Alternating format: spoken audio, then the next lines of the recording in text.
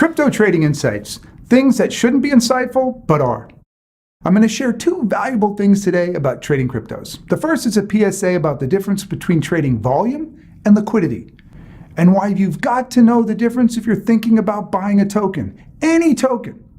The second trading tip I want to share is a simple trading practice that will put you in the top 10% of all traders, human and non-human.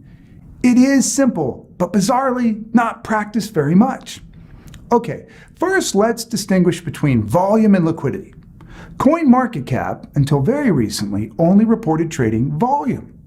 The trading volume they report comes from all the hundreds of exchanges out there in the universe. Many, most, nearly all exchanges encourage or tolerate wash trading. Now, wash trading is what happens when you set up a couple of accounts on an exchange and just trade back and forth between those accounts. It's tolerated because exchanges make money on some of this wash trading volume, and because exchanges are ranked by their daily trading volume. And since exchanges don't pay any fees themselves to execute these wash trades, since the trading is done on their internal ledgers, not on the blockchains themselves, which would trigger mining fees or require staking, there's no cost to them to pump fake volume. There are many ways to do wash trading. Some ways are easier to spot than others, but it's all bullshit. The thing you have to keep in mind is that wash trading is rampant in crypto land. How rampant? Well, a crypto research firm called BitAsset did a thorough analysis of wash trading behavior for just one coin, Bitcoin. They published that report earlier this year. You should review it if you haven't seen it. It is an indictment of the state of wash trading on crypto exchanges.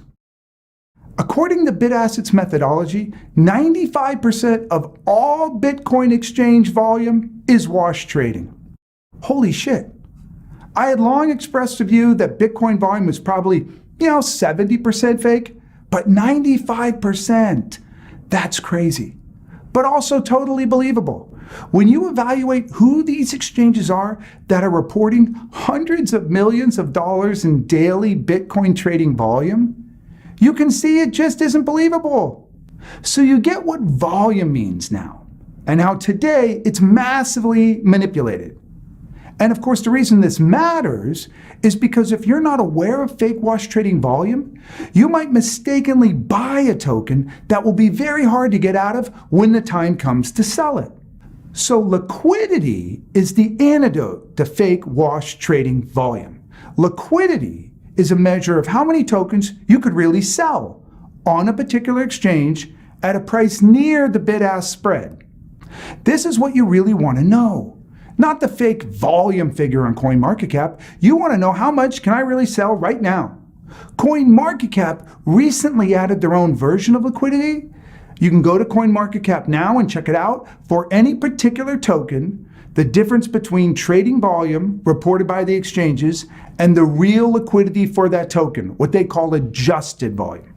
It's not great yet. CoinMarketCap doesn't reveal how they calculate liquidity, but it's a start. And the differences between reported volume and adjusted volume on CoinMarketCap, well, they're shocking.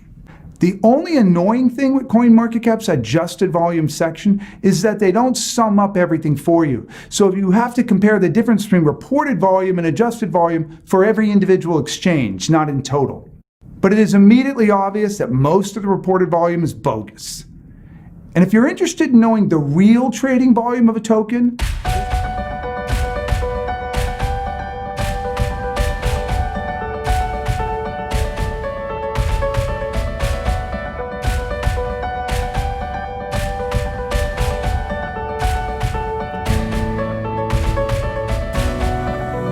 for Bitcoin and for all the altcoins, CoinMarketCap trading volume reported by the exchanges is garbage. It's meaningless.